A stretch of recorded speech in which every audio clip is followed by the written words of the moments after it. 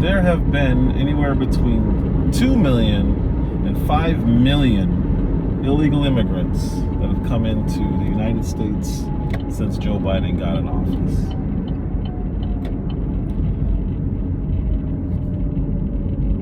We sent billions of dollars and hundreds of millions specifically to help with the borders of Ukraine. Biden at his Delaware home just spent dollars securing his home with a fence or a wall. After January 6th, 2021, they erected walls, fences, and beefed up security around the Capitol, around the White House, etc., and other federal buildings. Yet all we heard was how walls don't work and can't work. Immigration under Trump was at all-time lows. I won't say all-time lows, but as far as recorded history goes, all-time lows. Is it such a big deal if he builds the wall? What do you think? I mean, this nation has the right to build as many walls as you want. My only advice is why to waste $30 billion US in building a wall. Walls historically have never worked. The Chinese wall, the Berlin Wall. So I don't see the use of doing it. Why is it okay for Biden's house to have a wall or /security beefed up when he feels he could potentially be in danger? Why is it okay for the Capitol to beef up security and have walls around their facilities, but it's not okay for us to do that on the border? Hollywood now, all the elites, can't say all the elites, but it's a thing right now that they are going around with armed security.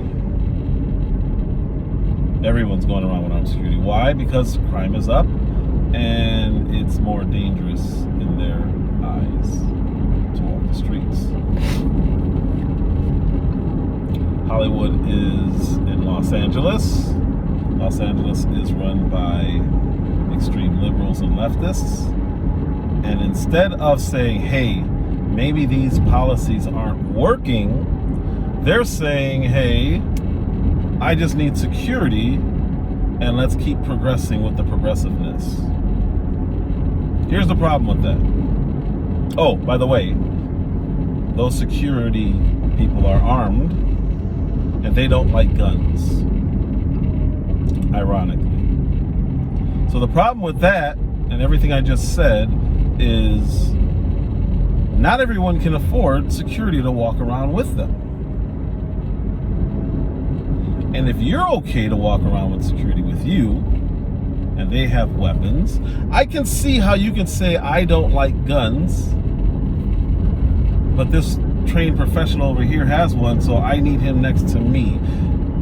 For the normal human being, the normal citizen of the United States, they say, well, I can't afford this guy to walk around with me or this girl to walk around with me at all times and chauffeur me and escort me in and out of places with their gun. So I'll get training and I'll do it myself. Makes sense to me. I don't know about you. So when these people put out these laws and they're railing against guns and they're railing against the border wall, they're doing so from a fully secure standpoint and perspective. I guarantee they're in a gated community. If not, I guarantee you have to ring a bell and go through somebody to get to their specific home. And when you get there, I guarantee there's still somebody there, at least one person with a firearm. So when these people are the ones who are railing against our security and our freedoms, especially mainly being the Second Amendment, which protects the First Amendment, they also don't like you talking about it. So notice, if they can get rid of the guns, they can also shut you up at the same time. They go hand in hand. They're tied together forever.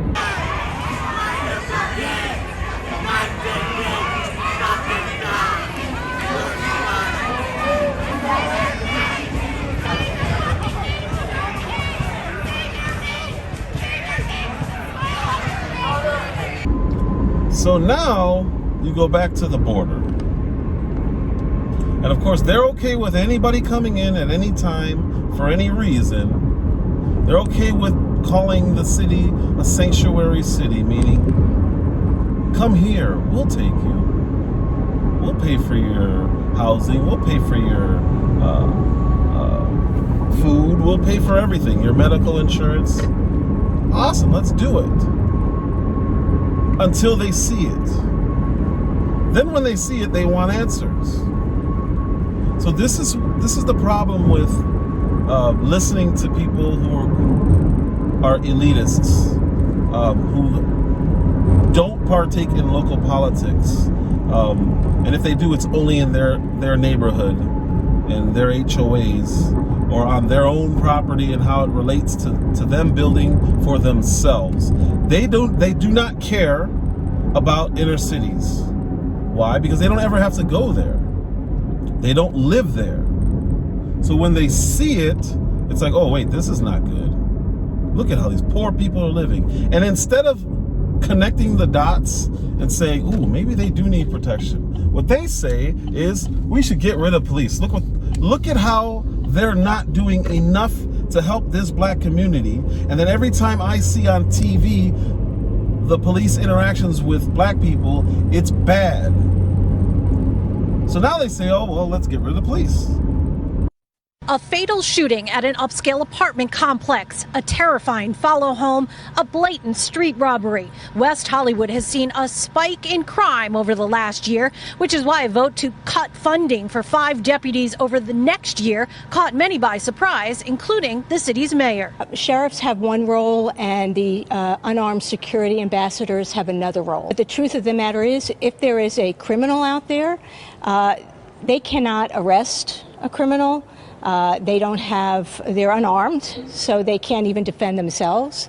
And they just don't replace deputies. You're compounding the problem of an idiot who does not know or relate in any way, shape, or form to the people they say they're trying to protect.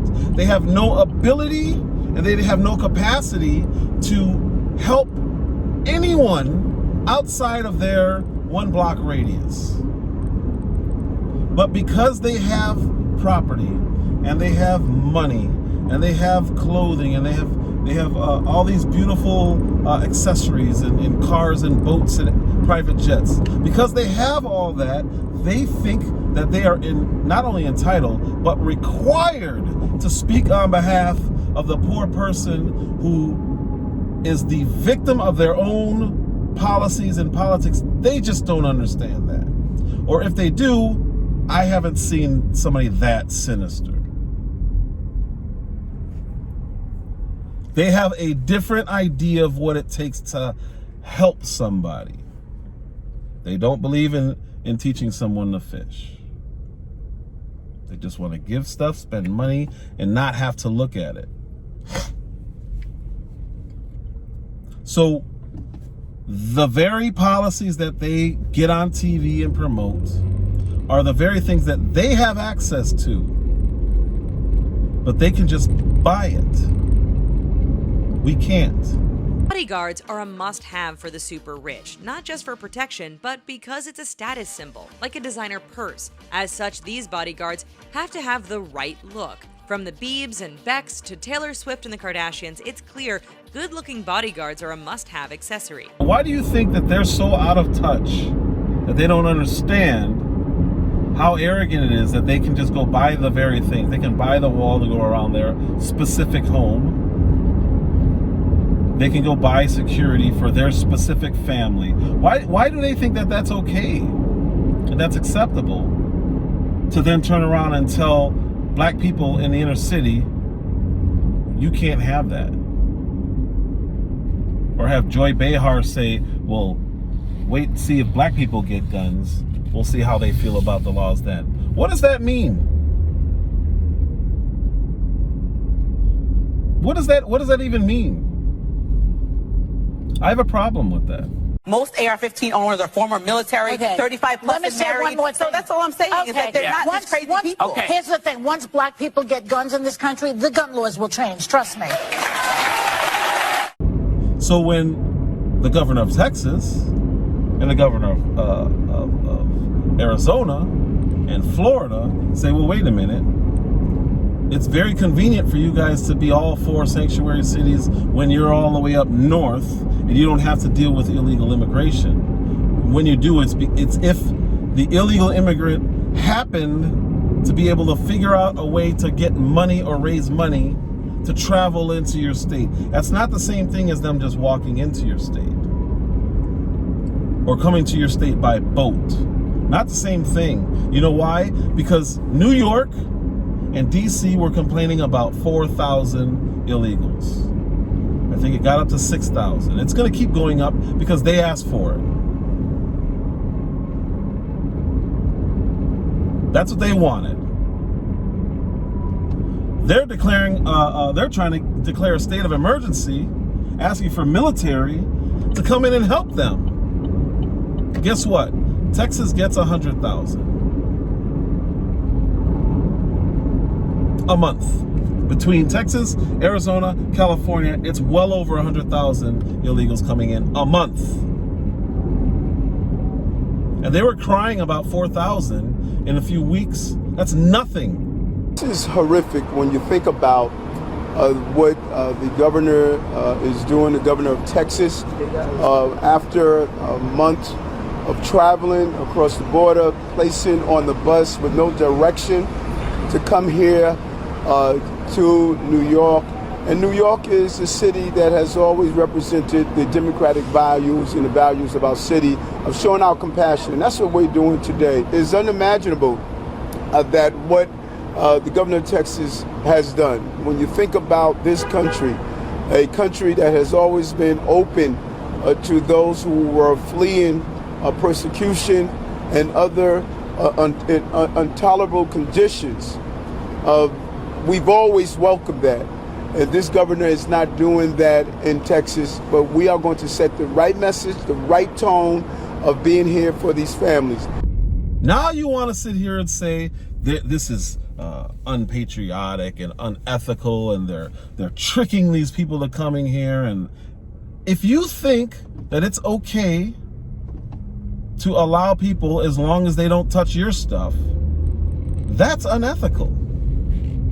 Not the people saying, you know what, here, you asked for it, you let them sleep in your backyard. You fund this. And then maybe the next time the federal government gets into an argument with a border state, you'll have a little bit more empathy and sympathy. You'll definitely know how it feels, even though it's on a way, way, way, way smaller scale.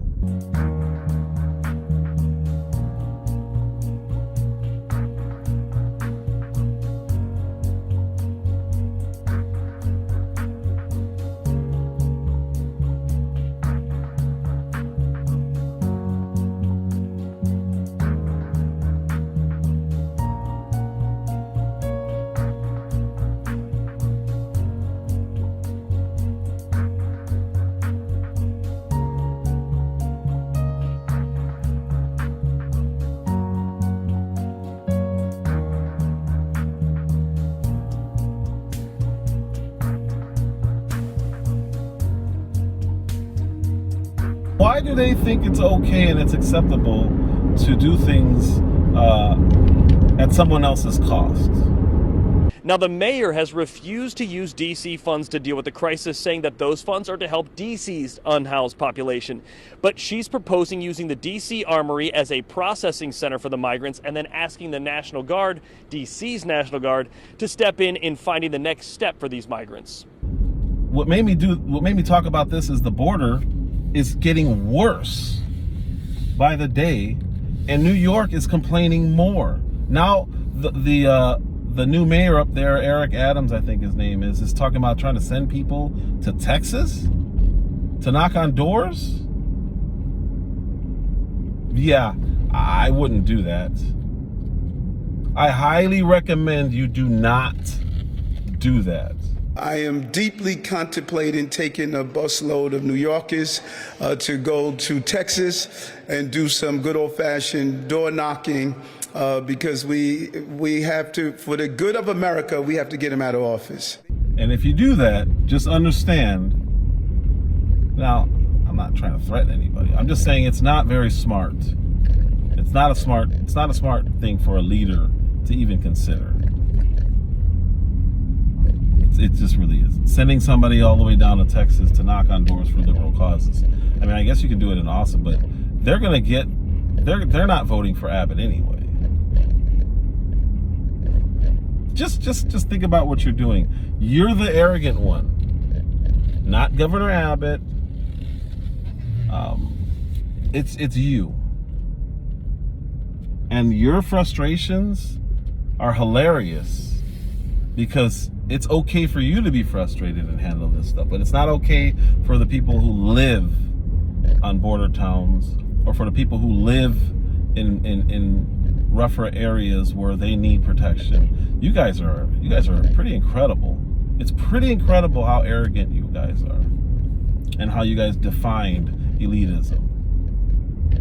You do not relate at all. You don't relate at all to the inner city experience. And instead of helping us get out of our inner city experience, well, I've worked my way out of the Chicago inner city experience. But instead of allowing people to work their way out of that, you guys are trying to hold them there, not allow them to protect themselves, and allow millions upon millions, tens of millions. If Biden got elected to a second term and he was multiplying our population the way he is right now, even if you said it was 2 million, like, you guys are, do you understand how bad that is? Like, he hasn't even been in office 2 years, and it's between 2 million and 5 million people already in here that we don't know, that we don't track. Do you understand how many people that is? You guys are crying over 4,000. You're starting to force hotels to house people.